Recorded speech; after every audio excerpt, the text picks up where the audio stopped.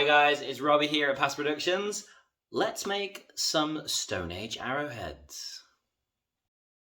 First, you're going to want to make some salt dough. If you don't know the recipe, you can check in the description below for our own recipe. You want to break off a small piece and you want to start rolling it around in your fingers until you end up with a small ball. I would say you're looking for something roughly around the size of one of those dough balls that you get at Pizza Express for those who like their meals out. Then you can discard your salt dough bowl. And then next up, you're going to want to flatten your ball. Use your fist and flatten it a bit like a cookie. Keep turning it, turn it over, flatten it again.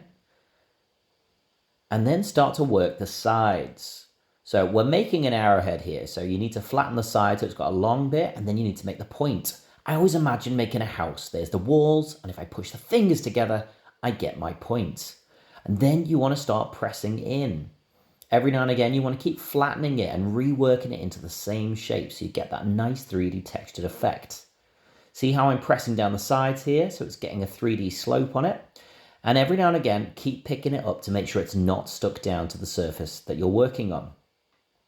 Keep working it with your fingers, tapping here, patting there, and really this is all about your own personal expression, your own artistic way. You want to always make sure that it is going pointy at the end, and then it's a little bit fatter at the bottom, like a spear shape. If you need to, look at some reference images before you do this. Keep working the shape, and eventually you'll find a shape that you are happy with. Once you get to this point, you then want to take one of your tools. So I've got a fork with me, but you can look for other things around the house or the classroom if you're doing this with your students. And you want to use these objects to start making some markings onto your stone, because stones aren't usually completely smooth. So I've got my fork here, and as you can see, I'm just going to start pressing it into it. I'm going to drag it along and make some lines on it.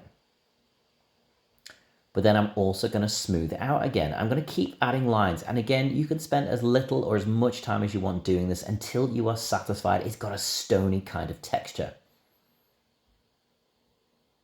If it loses its shape, just keep reforming it. And the best bit about this is if it goes wrong, you can always screw it up and start again. And you can tell that to your students if you are leading this as an activity. Once you're finally happy with your shape, I'm not, so I'm just going to add a few more lines to it. You are then going to pick it up and you're going to place it carefully on your baking tray. Now, you should have preheated your oven already to about 180 degrees. And then you are going to place your arrowhead or arrowheads if you're baking many inside the oven. And you're going to leave them for about 10 to 15 minutes. However, this is different for everyone. If you've got fatter arrowheads, they'll take longer. So my advice is wait until you see they're starting to brown, or open the oven and just gently tap them. And if they're firming up, they're ready. When they're ready, take them out of the oven.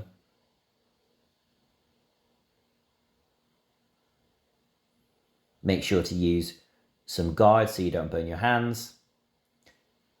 Take them off once they've cooled.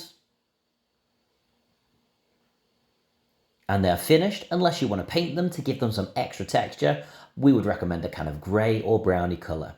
So there you have it, a simple salt dough Stone Age arrowhead for you to enjoy.